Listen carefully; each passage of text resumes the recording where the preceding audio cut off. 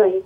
And, you know, I mean, I just knew a lot of people who I became saved with, and those people, when it came to the point where they were giving up their faith, a lot of them did commit suicide. Some of them did get back into drugs. Some of them, you know, went back into their old lives.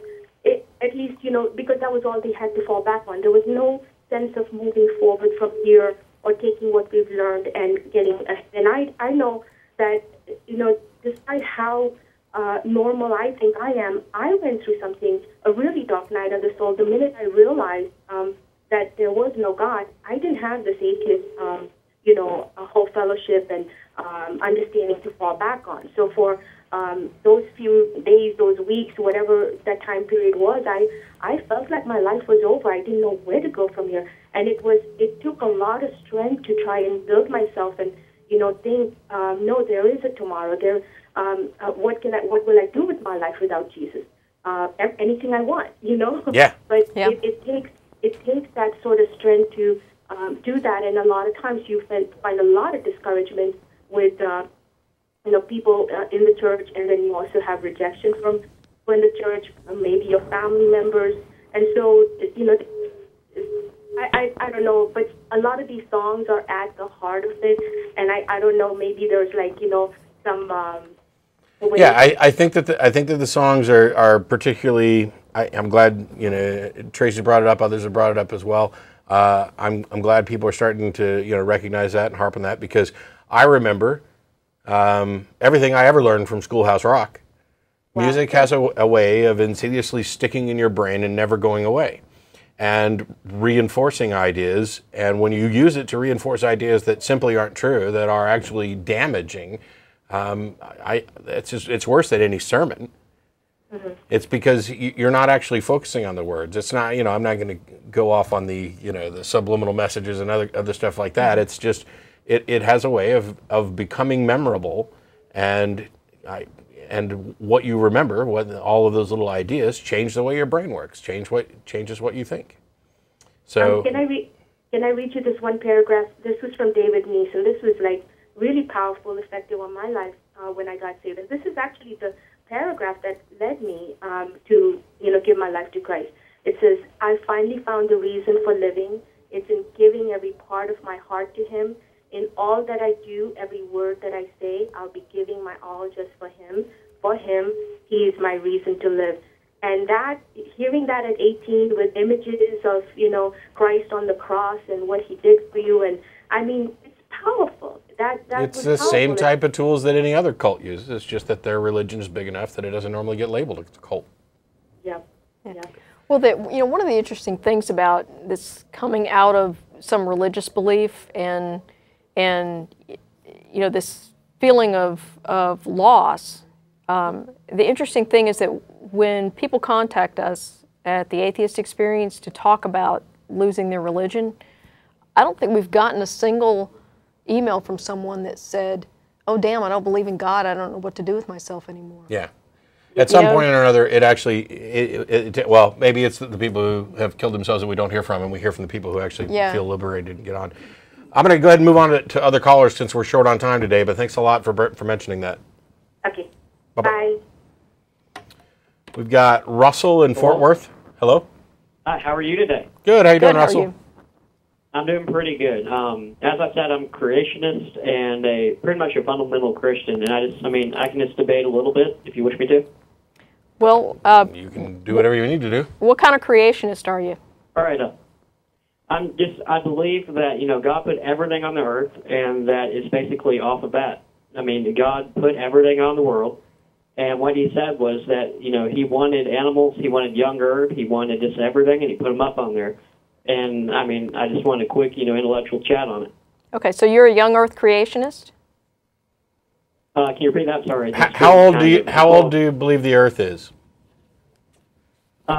I would say probably about 200 million years. I mean, I agree upon that just because of, you know, carbon dating. Okay, well, you kind of went in the middle. I mean, the young Earth creationists are 6 to 10,000 years, and the actual age of the Earth is about 4.5 billion years.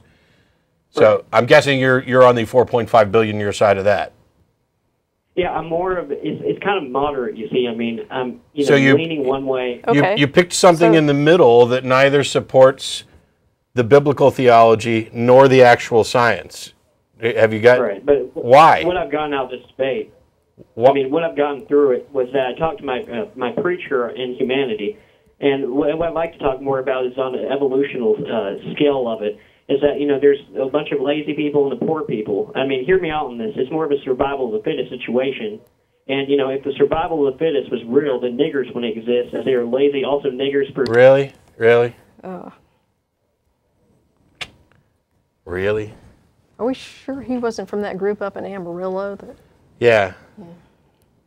Why couldn't you just enjoy Boobquake Day? Yeah. What a moron. Anyway, it's the part that I didn't get was how you go for this middle area. Yeah, that's... How old do you think the Earth is? Oh, 200 million years. Well, not only are you, demonstrating your ignorance with respect to science, but you demonstrated your ignorance with respect to the theology that you called into. And they demonstrated that in addition to being ignorant, you're a moronic bigot. So, Yeah. I mean, kudos. No idea exactly where he was from. The trifecta. So. Yeah. Claimed to be from Fort Worth, Texas. Who knows? Yeah.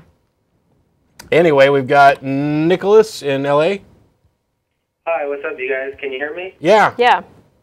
I'm not sure if you're too up on California politics, but just a few states away, we're going to have a gubernatorial election and a statewide election come November. Mm-hmm. One of the initiatives for the voters that's going to be on the ballot is the Tax Cannabis 2010 initiative, which passes everyone over the age of 21 will be able to own, I think it's about an ounce of marijuana without a medical use or anything like that. It's just strictly for everyone over 21.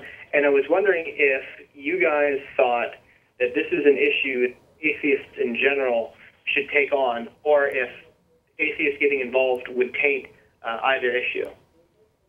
I don't personally see it as an atheist issue. Yeah, I don't see how it's an atheist issue. I do think that if atheists jumped on board, it may, potentially taint the issue. If atheist groups started coming out and saying, yeah, we want to legalize marijuana, because the first thing that's going to happen is say, well, this demonstrates what we always suspected. This issue has absolutely nothing to do with religion or atheism, and so they're just trying to, they're a bunch of hippie, drug-smoking, buffoon.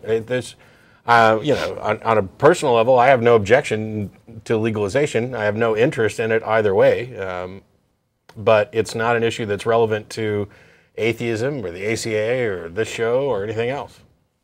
One way that I think it could be seen that way is that for people who want it, or at least for some people who want it legalized, they consider it a fundamental citizen's right to put the things that they want to into their body. In a similar way, being an atheist and being not associated with any religion, as an American citizen, you decide the right to think the way that you want to think. That makes it a civil liberties issue, and that makes it a civil liberties issue, not an atheist issue. Yeah.